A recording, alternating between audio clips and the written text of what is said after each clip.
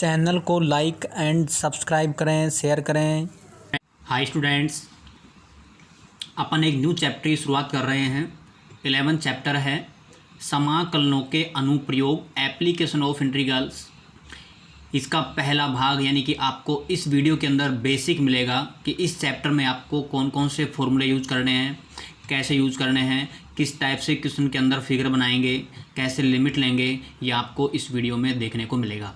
तो आप वीडियो को अच्छे से समझें।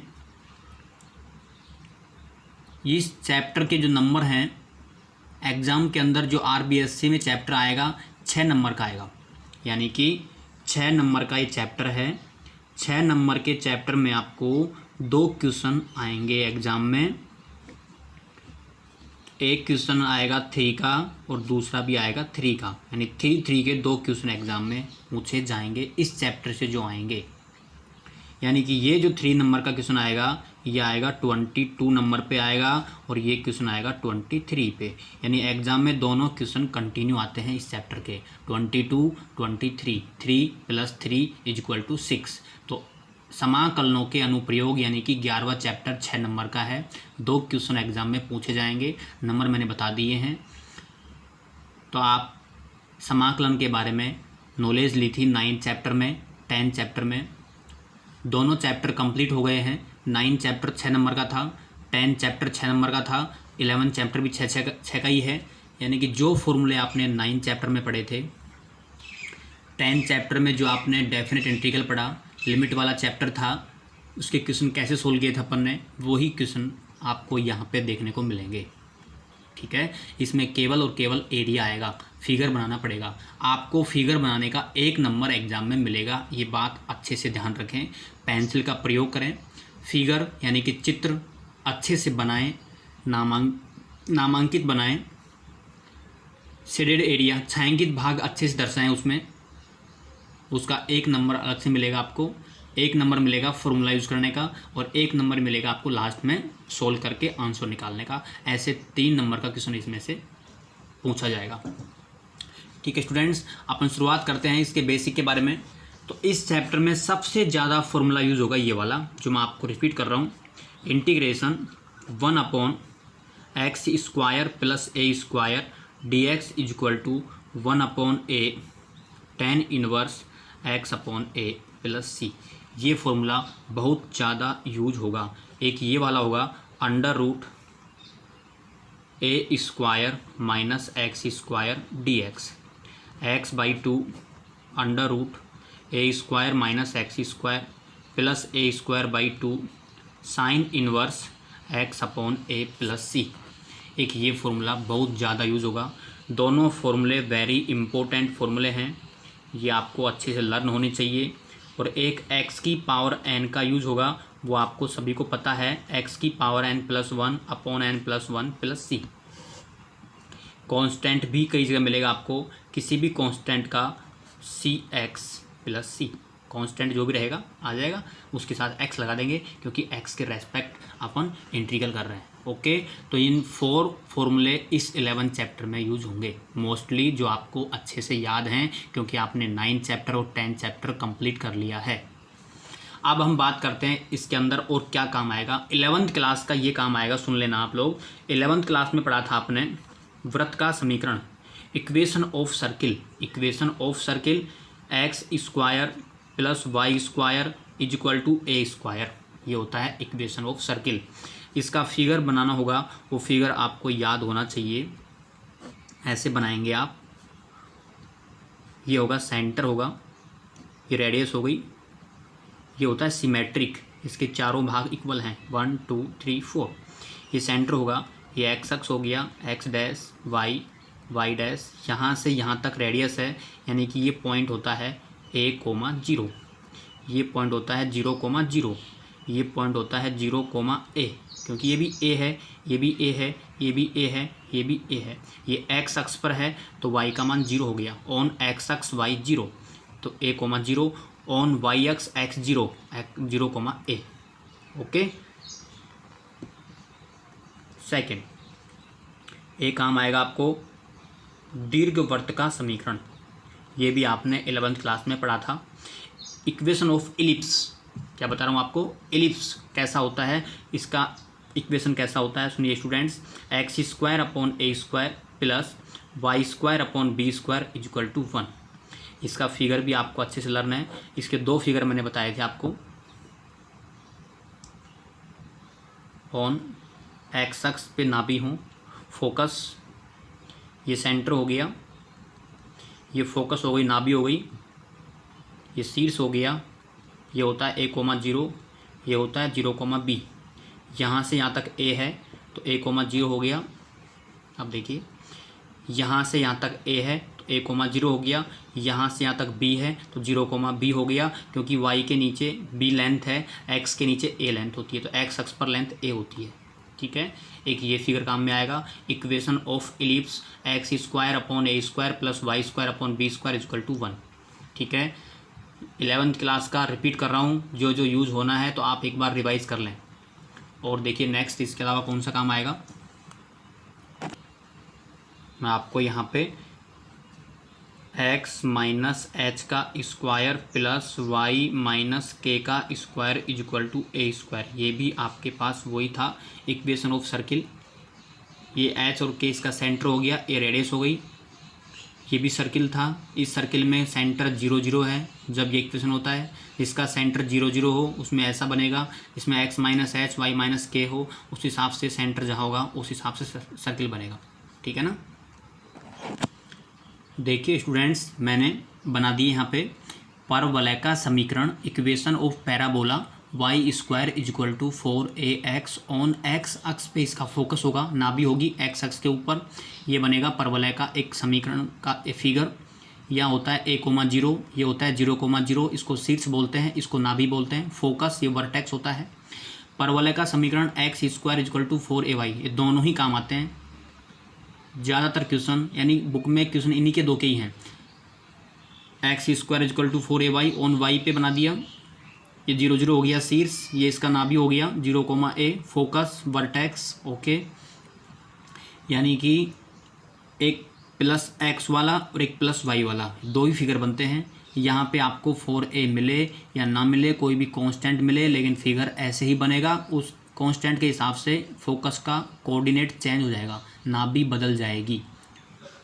तो आप ध्यान रखें, आपको बुक में ज़्यादातर क्वेश्चन ऐसे मिलेंगे। Y square equal to x, समझ जाना ये कौन है, ये है equation of parabola on x axis, ऐसा बनेगा। ये भी मोस्टली ऐसे मिलता है आपको, x square equal to y. ये मत सोचना आपको 4a मिलेगा, नहीं, आप तो ये देखना कि वाई है 1 पावर का और एक्स पे 2 पावर है, 100% ये पैराबोला है, परवलय है। ऐसे ही देखो यहाँ पे वाई स्क्वायर है और यहाँ एक्स है, यानी 1 पे 2 पावर, 1 पे 1 पावर, 100% ये पैराबोला है। दोनों पे 1 1 पावर हो, यहाँ भी 1 हो, यहाँ भी 1 हो, 100% रेखा है, straight line, Rekha, equation of line. y पे 1, x पे 1, उसको लाइन बोलते हैं, याद रखें। y इक्वल टू एक्स, ये होती है मूल बिंदु से जाने वाली लाइन होती है, ये वाली y equal to x. y equal to mod x, modulus x, x plus का भी होगा, x माइनस का भी होगा। ये ग्राफ भी 11वीं क्लास में था, 2nd चैप्टर में। तो यहाँ पे हम एक बना दिया ये y इक्वल टू एक्स, एक बना दिया y equal to minus x. तो ध्यान रखें, मापांक x का, मॉडुलस x का कोई क्वेश्चन आएगा तो उसका चित्र ऐसे बनेगा, एक लाइन ऐसे जाएगी, एक लाइन ऐसे जाएगी। ये है y इक्वल टू एक्स की लाइन, ये है y equal to minus x की लाइन। ठीक है, तो मोस्टली जो जो यूज होंगे वो मैंने बता दिए हैं। और कोई नई शेप आएगी तो हम आपको हाथों हाथ क्वेश्चन में बता देंगे, लेकिन इनको तो आप अच्छे से लर्न करेंगे जब भी आपको 11th चैप्टर समझ में आएगा। बहुत अच्छा चैप्टर है, बहुत सिंपल चैप्टर है, 6 में से 6 नंबर आएंगे 100% आपके। बट जैसा मैं बता रहा हूँ आपको, उसका फॉलो अप करें। मैं आपको बता रहा हूँ बेटा, फिगर याद कर लो, इनके समीकरण याद कर लो, फिर हम आपको बताएंगे लिमिट कैसे लेते हैं। एक क्वेश्चन समझाऊंगा, ये समझ लेना, आपका चैप्टर फिनिश, नो प्रॉब्लम। लेकिन उस क्वेश्चन को आप बहुत अच्छे से समझेंगे, मैं उसको दोनों टाइप सोल्व करूँगा। एक क्वेश्चन में आपको पूरा समय मिलेगा कि किस टाइप से क्वेश्चन सोल्व करें कि आपको 6 में से 6 मिलें, यानी 3 में से 3 मिलें। 2 क्वेश्चन आएंगे ना 3 3 नंबर के, तो 3 में से 3 नंबर लेने के लिए आपको क्वेश्चन किस टाइप से बोर्ड की कॉपी में राइट करके आना है, वो मैं आपको समझा रहा हूँ। अब स्टार्ट करता हूँ आज नेक्स्ट आज का पहला क्वेश्चन, उसके अंदर बेसिक भी पढ़ेंगे अपन लोग, वो बुक का ही क्वेश्चन होगा। देखिए स्टूडेंट, हमने क्वेश्चन लिखा है वर्त का क्षेत्रफल ज्ञात करना है, area of circle, equation of circle है x square plus y square is equal to 4। इस इक्वेशन को देख के आपको ये पता लग जाएगा कि हमको किस टाइप का फिगर बनाना है। हम सर्किल बनाएंगे जिसका सेंटर ओरिजिन पॉइंट होगा, मूल बिंदु होगा और रेडियस उसकी 2 होगी, क्योंकि 4 है जो ए स्क्वायर का है, तो ए स्क्वायर इज इक्वल टू 4, तो ए इज इक्वल टू आ गया 2।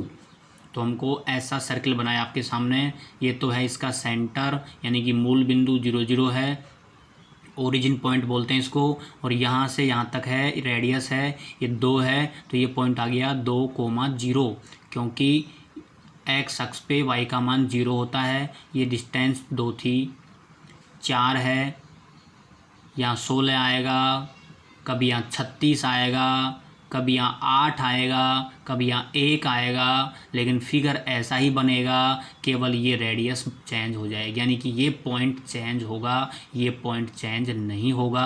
आप अच्छे से ध्यान रखें। मैं आपको कहूँ x square plus y square equal to 16 है, तो यहाँ आएगा 4,0, बाकी नो चेंज है।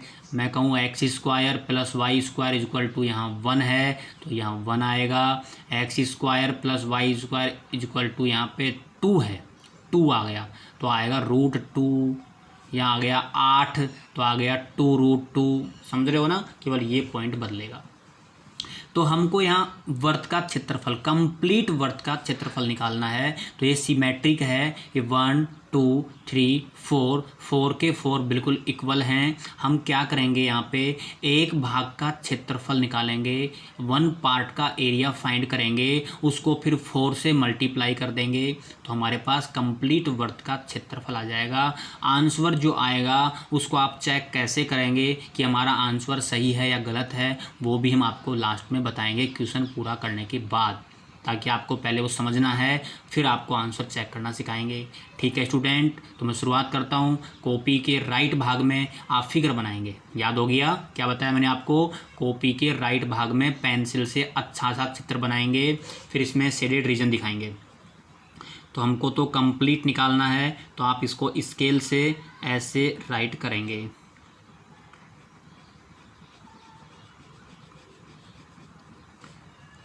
एक भाग का फाइंड करेंगे तो एक भाग में आप स्ट्रिप दिखाएंगे, पट्टी दिखाएंगे, ऐसी पट्टी दिखाएंगे, और इस पट्टी को ऐसे आप दिखाएंगे, क्योंकि ये पट्टी है तो यहाँ से स्टार्ट होगी, यानी ये पट्टी यहाँ से स्टार्ट होगी, फिर ऐसे जाएगी, यहाँ तक जाएगी ये पट्टी। इसमें बहुत सारी पट्टियाँ हैं, ऐसे अंदर स्ट्रिप्स हैं, तो एक एक स्ट्रिप है ऐसे, तो ये यहाँ से स्टार्ट होगी तो यहाँ तक जाएगी। तो स्टार्ट यहाँ से होगी, तो यहाँ ये एक्स अक्ष की बात कर रहे हैं, तो एक्स अक्ष पे यहाँ एक्स का मान 0 है, यहाँ से यहाँ तक जाएगी तो एक्स का मान 2 है।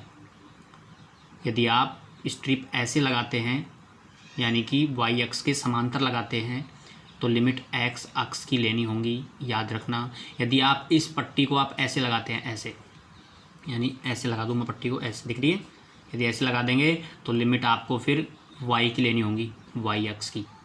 तो आपको फिर ये पॉइंट भी लिखना होगा, वैसे पॉइंट लिख सकते हैं, ये पॉइंट होगा 0,2। समझ गए? वाई अक्ष पे एक्स का मान 0 है, ये 2 है। तो पहले आप एक समझो, पहले आपको एक्स अक्ष सिखाता हूँ, फिर आपको वाई सिखा दूँगा, वरना आप कन्फ्यूज जाओगे। तो आप ये वाला सीख लो पहले। तो बेटा इसमें आप नामांकित करेंगे, तो इसको हमने नाम दिया O, इसको हमने यहाँ बताया है A, फिर ऐसे जाएंगे, इसको मैंने नाम दिया है यहाँ पे पॉइंट को B। अब आप देखो, सबसे पहले तो राइट करेंगे वर्त का समीकरण x square plus y square equal to 4। यहाँ से आप y का मान निकाल लें हर क्वेश्चन में। Y square 4 minus x square, y equal to √4 minus x square, क्योंकि y का मान आपको सवाल में जब सोल्व करेंगे तो सूत्र में रखना पड़ेगा।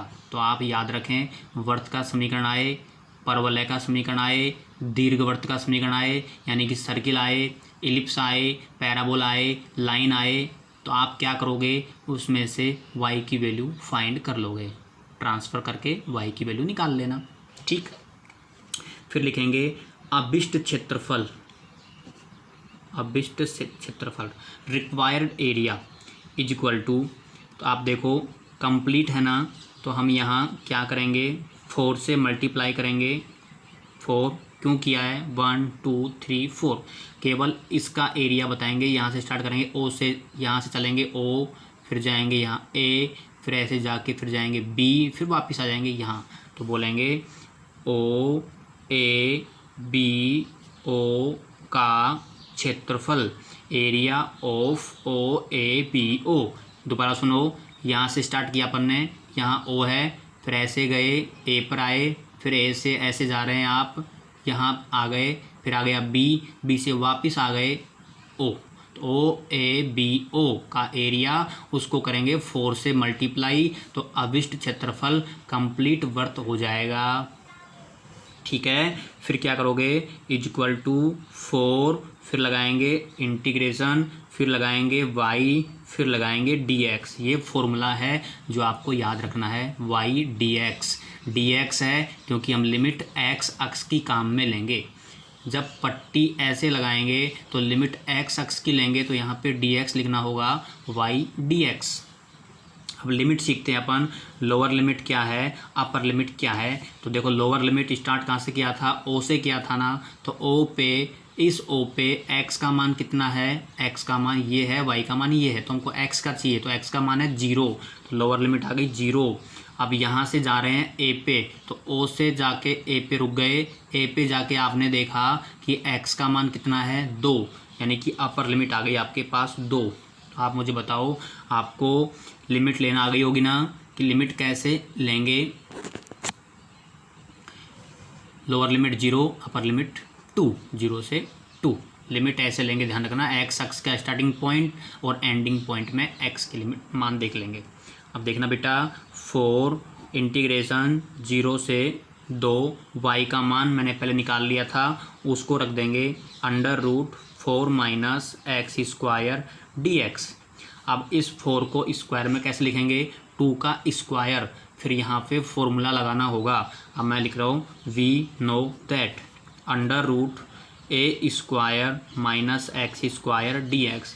अभी मैंने फॉर्मूला लिखा है, एक बार मैं फिर लिख रहा हूँ, x/2 √a² minus x square plus a²/2 sine inverse x/a plus c। ये फॉर्मूला है जो मैंने कहा था काम में आएगा। यहाँ लिमिट है तो c नहीं लगाएंगे, मैंने तो केवल फॉर्मूला आपके सामने लिखा है। तो आप देखो बेटा, ये 4 है ना, इसको 2 का स्क्वायर लिख लेंगे, तो a की जगह तो आपको 2 रखना है, x की जगह तो x ही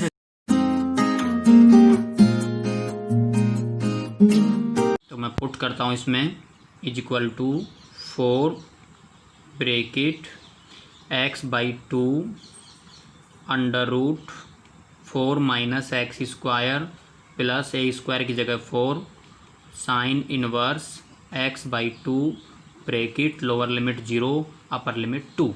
लोअर लिमिट अपर लिमिट लगा दी है, फॉर्मूला लगा दिया है, ये 4 बाहर है, ऐसे कैसे आ गया, is equal to 4 bracket upper limit लिखेंगे 2, पहले जहाँ जहाँ x है वहाँ 2 लिख देंगे। तो आप सुनना, यहाँ 2 लिखेंगे, 2/2 1 हो गया, यहाँ 2 लिखेंगे तो 2 का स्क्वायर 4 हो गया, 4 में से 4 गया तो 0 हो गया, ये 0 हो गया तो ये पूरा क्या हो गया 0 प्लस 4 में 2 का भाग दिया तो 2 साइन इनवर्स, यहाँ लिखा 2/2 यानी कि आ गया 1 माइनस, अब लिखेंगे lower limit, upper limit minus lower limit, lower limit क्या है 0, तो x का जगह आप यहाँ 0 लिखोगे तो ये पूरा 0 हो गया, x का मान 0 रखते ही क्या हो गया पूरा 0 प्लस यहाँ लिखेंगे 0, तो 0 में 2 का भाग देंगे 0, साइन इनवर्स 0 का मान भी क्या होता है 0, तो ये आ गया 0।